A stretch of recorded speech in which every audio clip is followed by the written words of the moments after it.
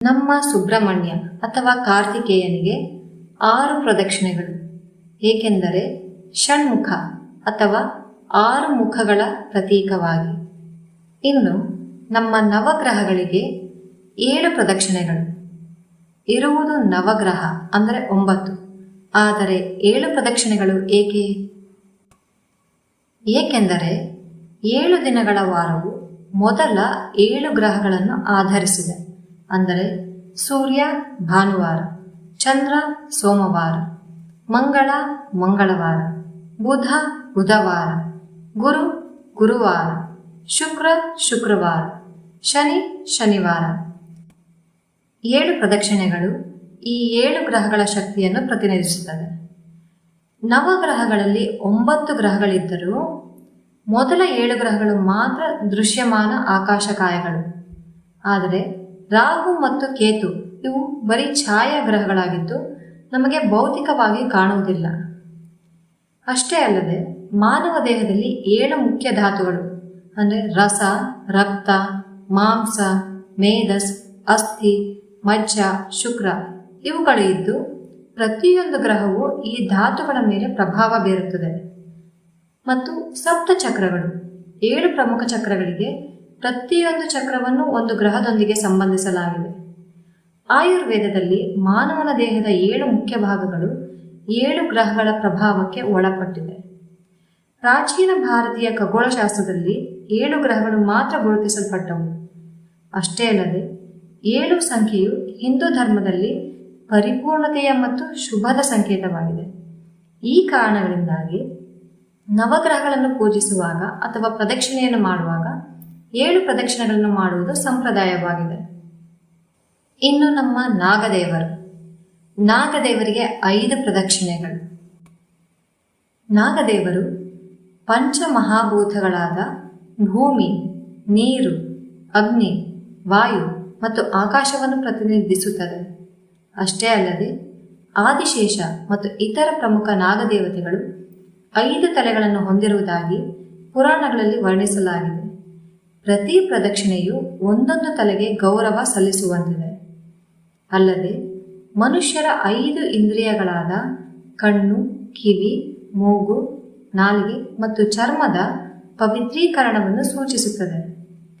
5 ಪ್ರಾಣ ಶಕ್ತಿಗಳಾದ ಪ್ರಾಣ, ಅಪಾನ, ವ್ಯಾನ, ಉದಾನ ಮತ್ತು ಸಮಾನವನ್ನು ಸಂತುಲಿತಗೊಳಿಸುವ ಸಂಕೇತವಾಗಿದೆ. ಅಲ್ಲದೆ ನಾಗದೇವರು ಅನೇಕ ಕುಟುಂಬಗಳ ಕುಲದೇವತೆಯಾಗಿರುವುದರಿಂದ 5 ಪ್ರದಕ್ಷಿಣೆಗಳು ಕುಟುಂಬದ 5 ಪೀಳಿಗೆಗಳ ರಕ್ಷಣೆಗಾಗಿ ಮಾಡಲಾಗುತ್ತದೆ. ಪ್ರಾಚೀನ ಭಾರತೀಯ ಸಂಸ್ಕೃತಿಯಲ್ಲಿ ನಾಗಪೂಜೆಯು ಮಹತ್ವದ ಸ್ಥಾನ ಹೊಂದಿದೆ. ನಾಗರ ಪಂಚಮಿ, ಚೌತಿ ಮುಂತಾದ ಹಬ್ಬಗಳಲ್ಲಿ ನಾಗದೇವರಿಗೆ ವಿಶೇಷ ಪೂಜೆ ಸಲ್ಲಿಸಲಾಗುತ್ತದೆ. ನಾಗದೇವರಿಗೆ 5 ಪ್ರದಕ್ಷಿಣೆಗಳನ್ನು ಮಾಡುವುದರಿಂದ ಸರ್ಪದೋಷ ನಿವಾರಣೆ, ಸಂತಾನ ಪ್ರಾಪ್ತಿ ಮತ್ತು ಆರೋಗ್ಯ ಲಭ್ಯವಾಗುತ್ತದೆ ಎಂದು ನಂಬಲಾಗಿದೆ. ಇನ್ನು ನಮ್ಮ ಹನುಮಂತನಿಗೆ 7 ಪ್ರದಕ್ಷಿಣೆಗಳು. ಹನುಮಂತ ಮತ್ತು ಶನಿದೇವರ ನಡುವೆ ವಿಶೇಷ ಸಂಬಂಧವಿದೆ. ಜ್ಯೋತಿಷ್ಯದಲ್ಲಿ ಶನಿಯು 7ನೇ ಗ್ರಹವಾಗಿರುವುದರಿಂದ ಹನುಮಂತನಿಗೆ 7 ಪ್ರದಕ್ಷಿಣೆಗಳನ್ನು ಮಾಡುವುದರಿಂದ ಶನಿ ದೋಷ ನಿವಾರಣೆಯಾಗುತ್ತದೆ. ಹನುಮಂತನು ಭೂಲೋಕ, ಭೂವರ್ಲೋಕ, ಸ್ವರ್ಲೋಕ, ಮಹರ್ಲೋಕ, ಜನಲೋಕ, ತಪೋಲೋಕ ಮತ್ತು ಸತ್ಯಲೋಕ ಎಂಬ 7 ಲೋಕಗಳಲ್ಲಿ ಸಂಚರಿಸುವ ಶಕ್ತಿಯನ್ನು ಹೊಂದಿದ್ದಾನೆ ಎಂದು ನಂಬಲಾಗಿದೆ. ಹನುಮಂತನು ಸಪ್ತ ಚಿರಂಜೀವಿಗಳಲ್ಲಿ ಅಂದರೆ ಅಶ್ವತ್ಥಾಮ, ಬಲಿ, ವ್ಯಾಸ, ಹನುಮಂತ, ವಿಭೀಷಣ, ಕೃಪಾಚಾರ್ಯ ಮತ್ತು ಪರಶುರಾಮ ಈ 7 ಸಪ್ತ ಚಿರಂಜೀವಿಗಳಲ್ಲಿ ಒಬ್ಬನಾಗಿರುವುದರಿಂದ 7 ಪ್ರದಕ್ಷಿಣೆಗಳು ಈ 7 ಚಿರಂಜೀವಿಗಳನ್ನು ಸ್ಮರಿಸುವ ಸಂಕೇತವಾಗಿದೆ. ಅಷ್ಟೇ ಅಲ್ಲದೆ ಹನುಮಂತನು ರಾಮಾಯಣದ ಪ್ರಮುಖ ಪಾತ್ರವಾಗಿದ್ದು 7 ಪ್ರದಕ್ಷಿಣೆಗಳು ರಾಮಾಯಣದ 7 ಕಾಂಡಗಳು ಅಂದರೆ ಬಾಲಕಾಂಡ, ಅಯೋಧ್ಯಾಕಾಂಡ, ಅರಣ್ಯಕಾಂಡ, ಕಿಷ್ಕಿಂಧಾಕಾಂಡ, ಸುಂದರಕಾಂಡ, ಯುದ್ಧಕಾಂಡ ಮತ್ತು ಉತ್ತರಕಾಂಡ ಈ 7 ಕಾಂಡಗಳನ್ನು ಗೌರವಿಸುವ ಸಂಕೇತವಾಗಿದೆ. ಹನುಮಂತನ 7 ಪ್ರದಕ್ಷಿಣೆಗಳು ಶರೀರದ 7 ಚಕ್ರಗಳ ಜಾಗೃತಿಗೆ ಸಹಾಯ ಮಾಡುತ್ತದೆ. ಹನುಮಂತನು ಜ್ಞಾನದ ಪ್ರತೀಕವಾಗಿರುವುದರಿಂದ 7 ಪ್ರದಕ್ಷಿಣೆಗಳು ತಿಳುವಳಿಕೆಯ 7 ಹಂತಗಳನ್ನು ಸೂಚಿಸುತ್ತದೆ. ಶನಿವಾರ ಮತ್ತು ಮಂಗಳವಾರದಂದು ಹನುಮಂತನಿಗೆ 7 ಪ್ರದಕ್ಷಿಣೆಗಳನ್ನು ಮಾಡುವುದರಿಂದ ಶನಿದೋಷ ನಿವಾರಣೆಯಾಗುತ್ತದೆ, ಭಯ ಭೀತಿ ದೂರವಾಗುತ್ತದೆ ಮತ್ತು ಶತ್ರುಗಳ ಮೇಲೆ ವಿಜಯ ಸಾಧಿಸಲು ಸಹಾಯವಾಗುತ್ತದೆ ಎಂದು ನಂಬಲಾಗಿದೆ. ಹನುಮಂತನಿಗೆ ಸಿಂಧೂರ ಅರ್ಪಿಸುವುದು, ತೈಲ ದೀಪ ಹಚ್ಚುವುದು ಮತ್ತು 7 ಪ್ರದಕ್ಷಿಣೆಗಳನ್ನು ಮಾಡುವುದರಿಂದ ಆರೋಗ್ಯ, ಶಕ್ತಿ, ಧೈರ್ಯ ಮತ್ತು ಸಮಸ್ಯೆಗಳಿಂದ ಮುಕ್ತಿ ದೊರೆಯುತ್ತದೆ ಎಂದು ನಂಬಲಾಗಿದೆ. ಇನ್ನು ನಮ್ಮ ಅಶ್ವತ್ಥ ಮರಕ್ಕೂ ಸಹ 7 ಪ್ರದಕ್ಷಿಣೆಗಳು. ಅಶ್ವತ್ಥ ಮರದ 7 ಪ್ರದಕ್ಷಿಣೆಗಳು ಸಪ್ತ ಋಷಿಗಳಾದ ವಸಿಷ್ಠ, ಕಶ್ಯಪ, ಅತ್ರಿ, ಜಮದಗ್ನಿ, ಗೌತಮ, ಭರದ್ವಾಜ ಮತ್ತು ವಿಶ್ವಾಮಿತ್ರರನ್ನು ಸ್ಮರಿಸುವ ಸಂಕೇತವಾಗಿದೆ. ಅಶ್ವತ್ಥಕ್ಕೆ 7 ಪ್ರದಕ್ಷಿಣೆಗಳು 7 ಜನ್ಮಗಳ ಪಾಪಗಳನ್ನು ನಾಶಪಡಿಸುತ್ತದೆ ಎಂದು ನಂಬಲಾಗಿದೆ. ಶನಿವಾರದಂದು ಅಶ್ವತ್ಥಕ್ಕೆ 7 ಪ್ರದಕ್ಷಿಣೆಗಳನ್ನು ಮಾಡುವುದರಿಂದ ಶನಿದೋಷ ನಿವಾರಣೆಯಾಗುತ್ತದೆ. ಶನಿಯು 7ನೇ ಗ್ರಹವಾಗಿರುವುದರಿಂದ ಈ ಸಂಖ್ಯೆಗೆ ವಿಶೇಷ ಸಂಬಂಧವಿದೆ. ಅಶ್ವತ್ಥ ವೃಕ್ಷವು ಅತ್ಯಂತ ಪವಿತ್ರವಾದದ್ದು. ಭಗವದ್ಗೀತೆಯಲ್ಲಿ ಶ್ರೀಕೃಷ್ಣನು ವೃಕ್ಷಗಳಲ್ಲಿ ನಾನು ಅಶ್ವತ್ಥ ಎಂದು ಹೇಳಿದ್ದಾನೆ.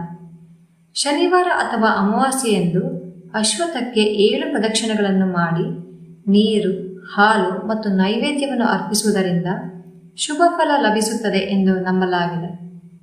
ಇನ್ನು ಕೊನೆಯದಾಗಿ ತುಳಸಿ.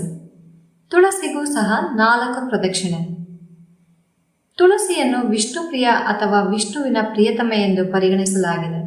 ಆದ್ದರಿಂದ ವಿಷ್ಣುವಿಗೆ ಮಾಡುವಂತೆ 4 ಪ್ರದಕ್ಷಿಣೆಗಳನ್ನು ತುಳಸಿಗೂ ಮಾಡಲಾಗುತ್ತದೆ.